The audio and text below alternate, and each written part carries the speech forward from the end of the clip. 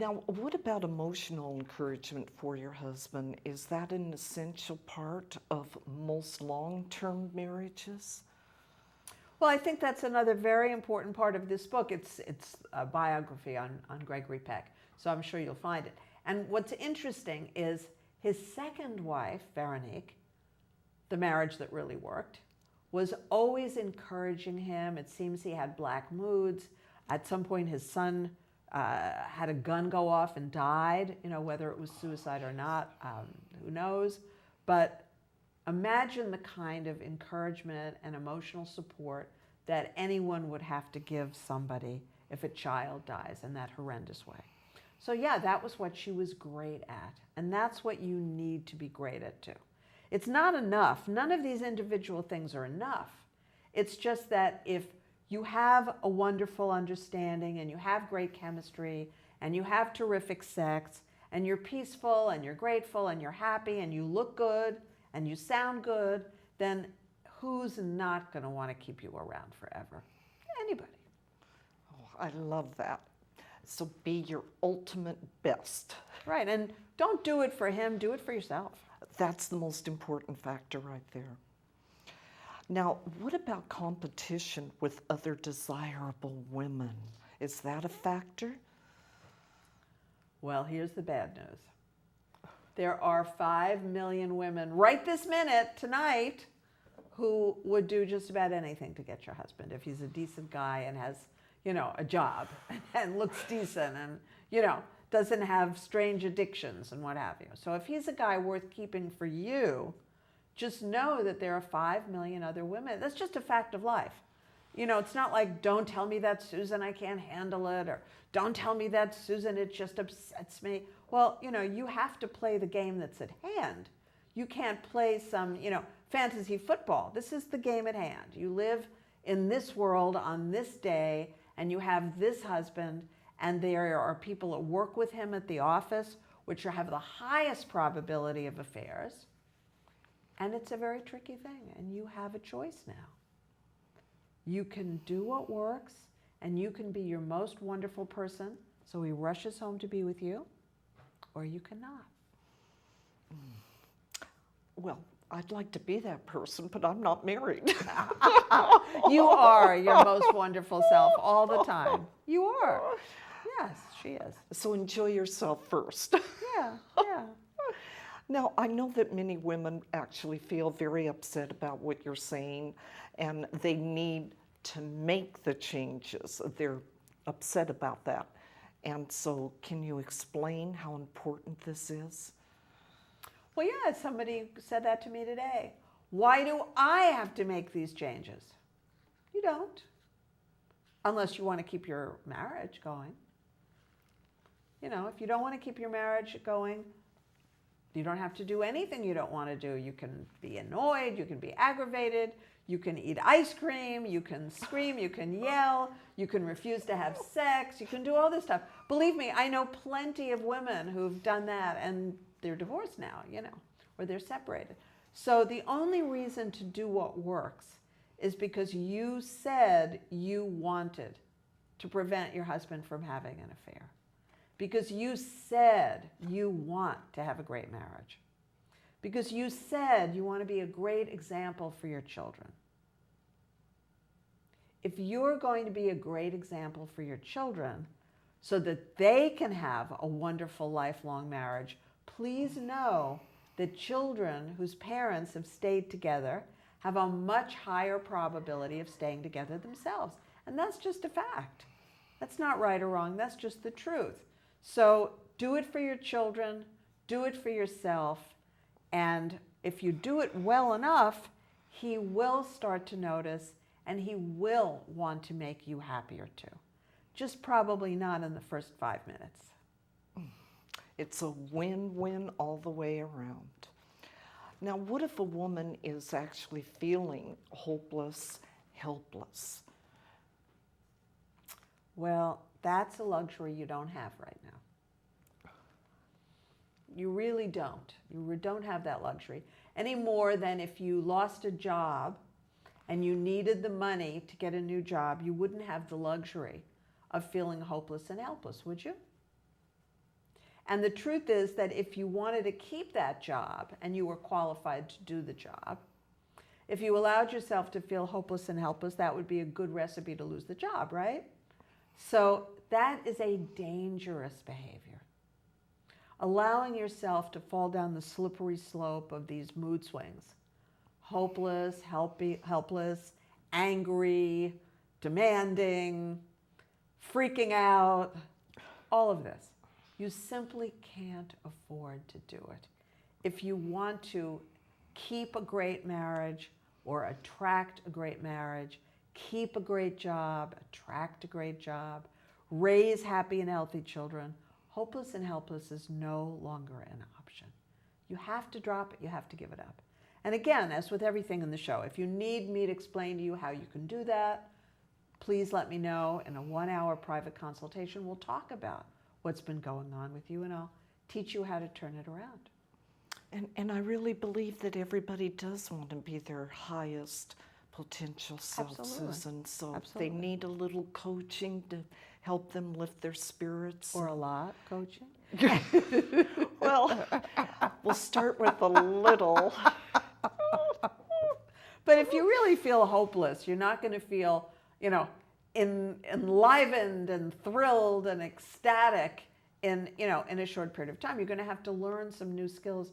You're going to have to basically learn a new operating system, which I will teach you. You have to operate differently in life so that what you want is what you get, instead of wanting something and not getting it. There you go. You'll give them the clarity that they need. Now, can you describe the most effective way for a woman to actually discuss an affair that will really work? Yeah, well, as opposed to the clip that you just saw. So you have to make sure that you are able and ready to hear this. Because if you want the truth from anybody about anything, the first step is for you to demonstrate to that person that you're willing and able to hear the truth. Because again, the reason somebody's having an affair is because he doesn't want to hurt your feelings and he's not ready to leave the marriage. So if the way you discuss the affair is the way Alexis's mother did, none of these people are alive anymore, so I can, fairly safely tell you the truth about it, but his dad was the most wonderful, intelligent, successful guy. He was just a fabulous guy. And the mother, if she didn't have such a temper, would have been a fabulous person too, but unfortunately, she had this temper. The temper cost her her marriage. The temper cost her what would have been a fabulous relationship with her son. Her temper cost her everything. And so you want to make sure that when you speak to your husband, I know that you've been really frustrated lately because I've been working such long hours. And I know that you've been under a lot of pressure because, all the changes that are going on at work. And I imagine that it would be very, very tempting for you under such a circumstance, to go out with your friends and meet somebody and get involved with her. Or maybe go out with your friends and meet a number of women and get involved with them. And I would love to talk about it with you because this marriage means everything to me and you mean everything to me. And I'm really hopeful that I'm having this conversation with you in the right amount of time before it's too late. So would you be willing to tell me what's, happening? And if you speak to somebody that way, you will probably see him relax because he's wanted to talk to you about it for a long time and didn't know how to. And that could be he's wanted to talk to you about it and he's not having an affair, or he's been wanting to talk to you about it and he's thinking of leaving. You don't know. And believe me, the more present you can be, the more understanding you can be, the more empathetic you can be. Even if today he thinks he wants to leave, I guarantee you that so many of my clients have turned their marriages around that the husband never left or the wife never left. And if that's something you want to learn to do, I'm the person who can teach you. Because you know the story where I had a boyfriend who was, in the middle of my bedroom without any clothes on, telling me that on the way to my closet, he was breaking up with me. And the timing did not suit my needs. So I convinced him in like 3 minutes just by empathizing. And he came back to bed, and that was the end of it. And 3 or 4 months later, I broke up with him. Not to get even, but we just had no place to go with this. Well, I really appreciate how you want people to stay peaceful regardless of maybe how challenging the conversation may be. Because it doesn't help to make it into World War II. And in fact, if somebody hasn't convinced himself that he's ready to go, your temper tantrum could be the thing that convinces him. So you're angry at him, but unfortunately, when you talk to me in a few months, you're going to find out, because I'm going to tell you that it was your tragic action that brought this thing to a close. Don't do that. You don't want to do that. And that happens a lot. It may feel good to blurt out in anger, perhaps, but you're going to regret it. Yeah. Especially if they get themselves straightened out with your coaching. Right, and the husband is actually now someone that you want to be with, the new improved version. That's right. It's true. Now, for the men that are right now watching this show, it's different when a man needs to save his marriage and stop his wife from having an affair. How is that different?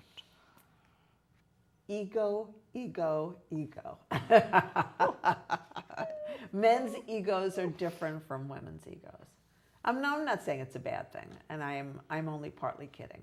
But yeah, it's a lot harder for a woman having an affair to ask her husband to forgive her and have him forgive her, because a lot of men are so tied up in who they are as human beings with the money they earn or who their sex partner is, or both. So if you take that away from somebody, it can be devastating. I've known men who never recovered. They weren't my clients. They were men that I dated or knew or friends of mine, and they weren't interested in seeing what they could do to turn this around, and they didn't. And they had huge problems, and I hate to say it, but impetus is a huge point here. You don't want to end up being impotent because now you've got this whole drama about your wife having sex with another guy. You've got to change the way you think about it. You have to change the way you think about it. And that's true for women as well. You can't make it be about you. It's that if your partner is having the affair, it's because your partner's needs weren't sufficiently met in the marriage, and your partner didn't know how to get more of the needs met in the marriage, and that's on him or that's on her. Now, if you want to save the marriage, then you jump in and you do the things that your partner doesn't know how to do, whether it's the wife or whether it's the girlfriend or whether it's the husband or the boyfriend. So, Susan, in your coaching, you can turn any negative into a positive with the right cooperation and teaching the skills. Yeah, and I can teach you the skills. I'm working with a guy right now whose wife had an affair. And unfortunately, what he did about it before he met me was everything you don't want to do. It was like he had the to-don't list, and he went down the to-don't list. He yelled at her. He threatened her. Really sad stuff. And it doesn't ever pay. You always want to empathize with your partner and know that if your partner has an affair and doesn't leave you, that's good news. And if you fight with your partner, as he did, what she said, which is to be expected tragically, is she then started to talk about leaving. So it just escalates it. Even if she didn't want to leave, even if she never had a clue of how to go about leaving, because she doesn't have enough money to leave, she just said that because she felt cornered. And when people are cornered, just like wild animals, they can get very dangerous, and they put out their claws, and then you're in trouble. So be very careful. So in a situation like that, if they contacted you, you could perhaps mediate?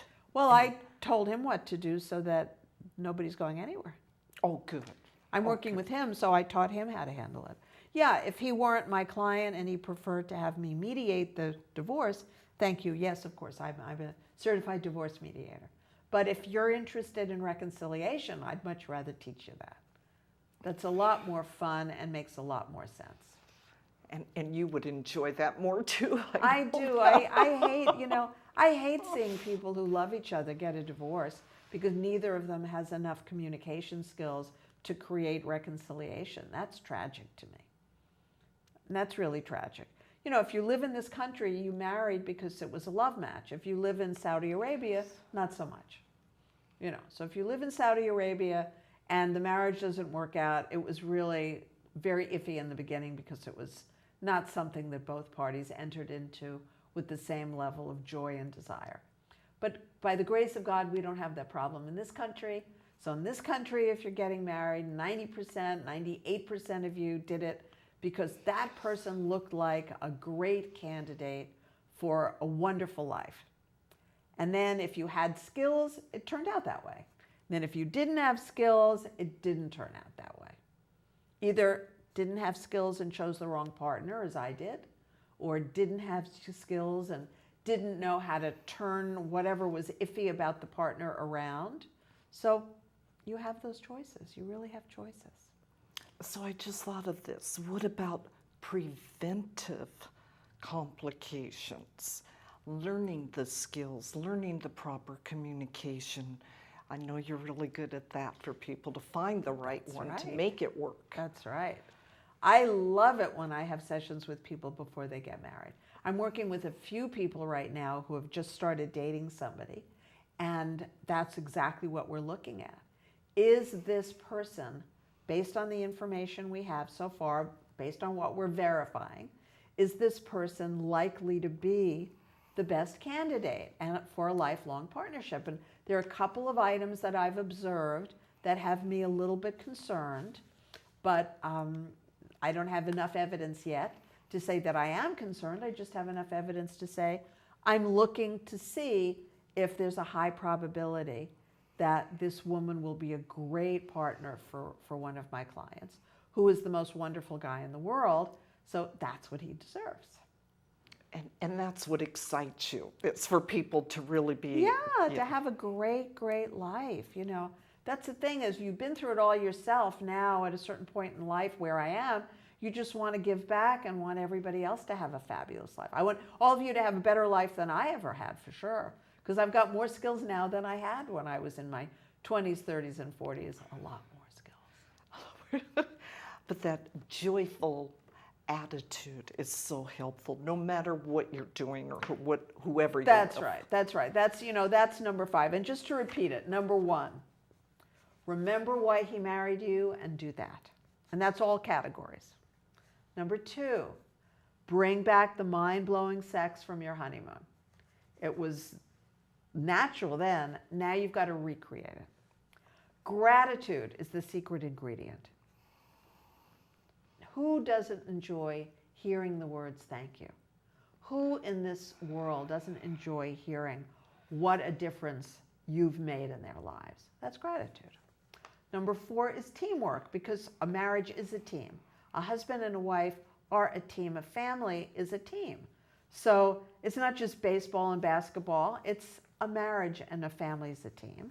And then 5, please be a pleasure to live with every day. Please. For yourself and for everybody else's benefit.